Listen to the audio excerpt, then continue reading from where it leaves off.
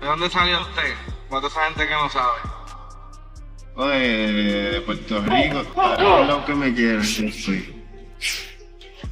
Yo no siento que yo soy de ningún lado en específico, yo me siento orgulloso de ser de esta isla. Lo importante es que el pueblo está con usted o yo. Para hacer la mejor decisión. No es dinero, ni la exposición, ni la fama. Esa es parte de la cosa.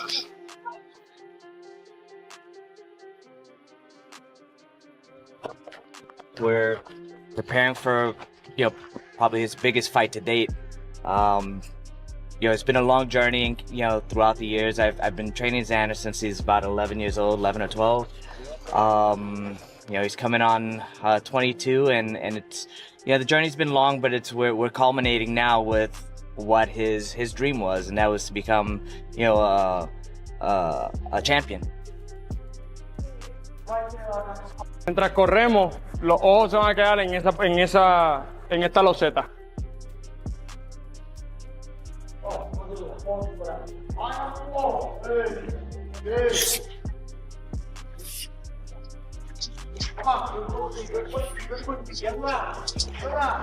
Son ejercicios que son fáciles al ojo, pero cuando lo empiezas a hacer y empiezas a practicarlo, pues son un poco más complicados. Tienes que concentrarte más. No simplemente en hacer el movimiento, pero mentalmente, físicamente, estar atento a lo que tienes que hacer.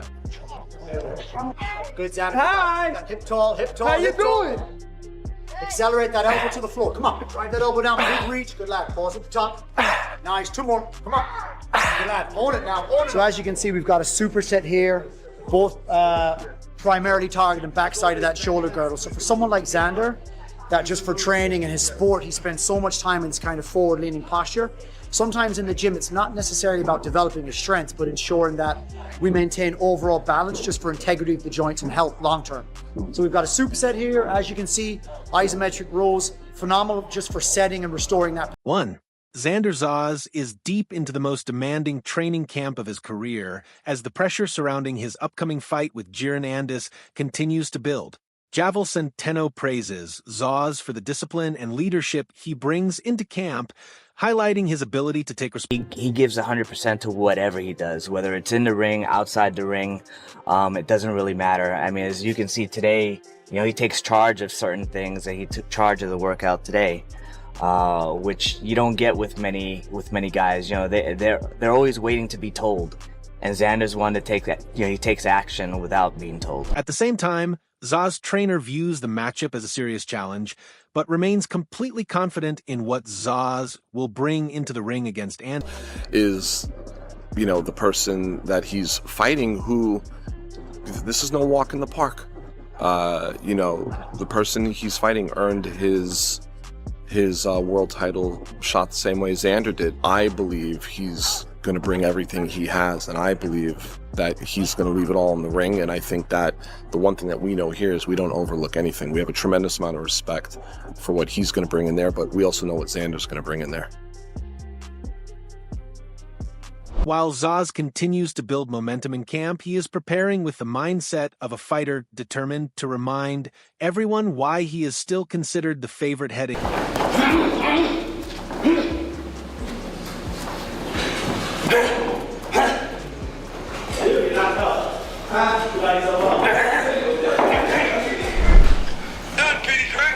What do you want to do today? Look at my man right there. What's up, buddy? What's going on? What we doing today? Like we normally do. Alright.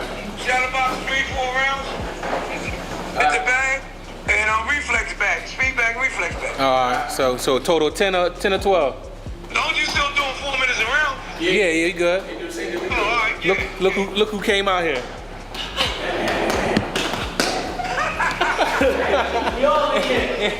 Time to go to McDonald's. Yeah. Better with the CBG order. I tell you earlier.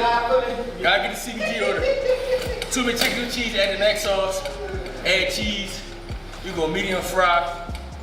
Right now I gotta go medium hot seat because I'm in Canton. If I was outside of Canton, I'd go medium Sprite with Coke.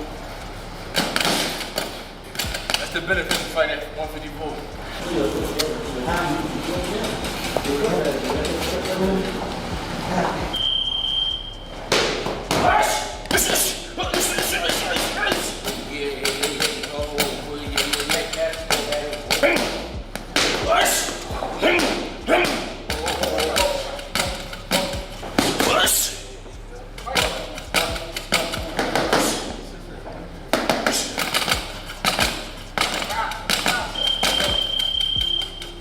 beautiful feeling, man, that people come out and showing love to my son.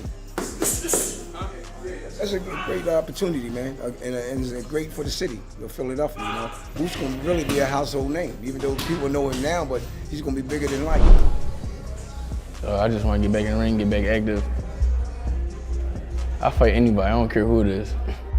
On the opposite side, Boozy Andis believes Jaron Andis has occasionally become too focused on chasing knockouts, drifting away from the disciplined jab. Got in the habit of, you know what I mean, knocking everybody out. You know what I mean? Then you forget, what got you there. That jab, use that jab, and boxing move. You know what I mean? He was doing it, though, but he wasn't doing it like he normally do. You seen some of his fights, and you know what I'm talking about. He got so, I think, hung up on knocking, guys out. And then he found out you can't punch. He don't care about you touching. You know what I mean? But I want to get away from that. You know what I mean? And that the anticipation surrounding the fight keeps growing. Roy Jones Jr. views Zayas as a fighter who should already be ready for the highest level, pointing to... If you're a two-time world champion across the board already, you're ready. If you're not ready, you shouldn't have got them. You shouldn't have got them two titles if you weren't ready. So if you got two titles, I don't want to hear that you're not ready. You better be ready because you're two-time world champion. You got two of the belts in the weight class. Everybody in the weight class want that. So you're behind. Better be. That contrast sharpens as Timothy Bradley describes Zayas as a well-equipped challenge for Andis, citing his physical presence, ring awareness, timing, and ability to create openings through sharp counters and... He get in there with a young gun, man, just as hungry and energetic as he is. You understand that? Bigger than he is. Probably just as strong as he is. High boxing IQ, just as well as he does. Got skills, good counterpuncher, good legs, good movement. Throws in bunches, got a left hook. Got a left hook, which is the punch that Boots get hit with most. Bradley dismisses the idea of an easy night for Andis, seeing the fight with Zayas as far more competitive than many expect. While questions remain about Zayas' power, Bradley believes the matchup represents a serious test that could reveal... Damn walk in the park. Ain't no far-going conclusion Boots are gonna knock out Xander. Yeah, I can see it both ways. I know Xander ain't got no pop like that, but... man, this is a hell of a matchup. That's what I'm gonna tell y'all. This is a hell of a matchup right here. And this is gonna answer a lot of questions that I have for both of these dudes. The conversation then shifts to Zayas' development. Max Kellerman believes Zayas has evolved significantly since first entering the spotlight, pointing to improved boxing skills, movement, conditioning, and physical presence as signs of... was so precocious. He was such a young fighter when we first saw him. And you don't have your man bones yet as a boxer. Now he's into his 20s, maybe a different fighter. What do you think of the matchup? No, absolutely. I think in his last performance in Puerto Rico, he showed that boxing ability. Nice jab, nice movement, good stamina, endurance. And he's a big dude, man. I went for a jog with him in Puerto Rico. Doubts about the timing of the fight begin to surface. Coach Reed respects Zayas' talent and continued improvement, but feels a fight with Andis may be arriving too early.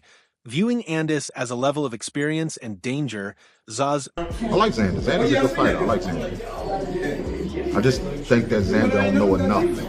Yeah. And take a fight like Boots. I mean, granted, you get in this game, you're in this game to be the best. But I don't think he's ready for a fight like Boots. I mean, Xander's good, he can fight, but he's still a kid, still a baby, still in learning stages right now. Unified champion, though, right? He is. Big kid.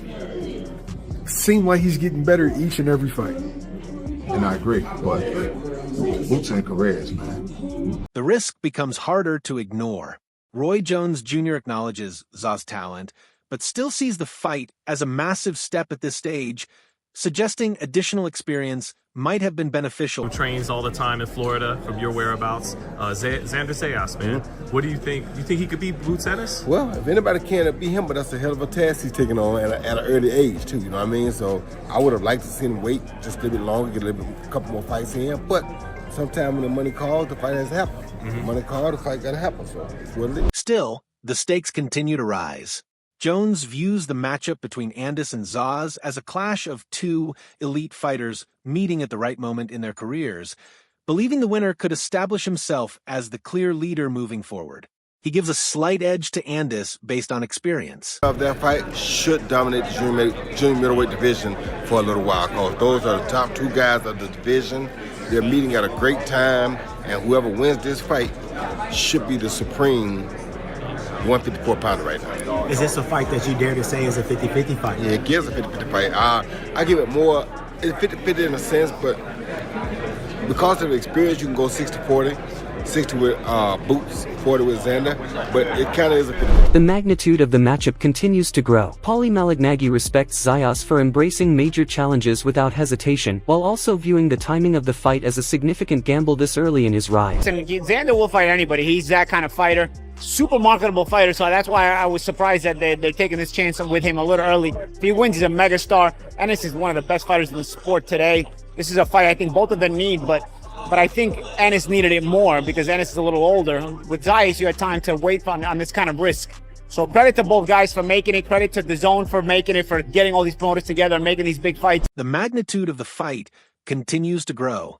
Paulie Malignaggi respects Zaz for embracing major challenges without hesitation, while also viewing the timing of the fight as a significant gamble. Zayas Boots announced today. Yeah, I got Boots. I think he's too skillful. IQ level, how quick he is, I think his level's above. Adding another perspective, Tim Tsai believes Ennis holds advantages in sharpness, ring intelligence, and quickness, viewing him as operating a level above. That's a tough fight, especially for Xander at this point in his career, but it shows his heart and his confidence, that he has in himself. And he's ready to go make history for his country. And he's going to do real well in that fight. I just think, right now, it's a little bit too early for him. The debate takes its final turn as Terrence Crawford views the fight with Ennis as a major challenge for Zaz at this stage of his career, while still respecting the confidence and ambition behind accepting the matchup.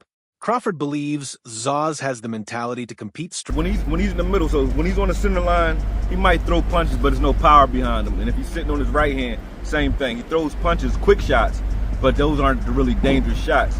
When he's trying to exchange and he wants to hurt you, you'll see his head go off center to the left over and over again. So he peaks, sort of like, I remember Salvador Sanchez used to hit you with those joints, but then he'll peek over. So he'll peek over, throw a quick right hand, or he'll peek over, and if you freeze, or if he catch the right look that he's looking for, he's shooting a left hook or left hand to the body or left hand to the head almost every time. You know what I mean? And he throws with weight and with power. That's what he does to try to hurt his opponents, right? But that gets him caught because that's his rhythm. Every time he was there against Sparmer was hitting him with short right hands and was just timing his move. Like whenever he would peek over here, that short right hand was coming almost every time, and Sparmer was catching him right on the chin with those. And then when he's pulling back out of that, he's catching him with hooks. Expecting Boots to dominate, and I think that's a good thing for Xander. The expectations are there for Boots to dominate.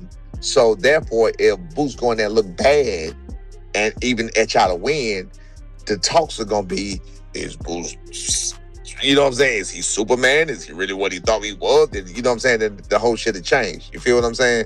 I really think he's gonna look regular. I think he's a good fighter, but I think he's not fucking special. I don't know no special fighters out there right now. Like he's not.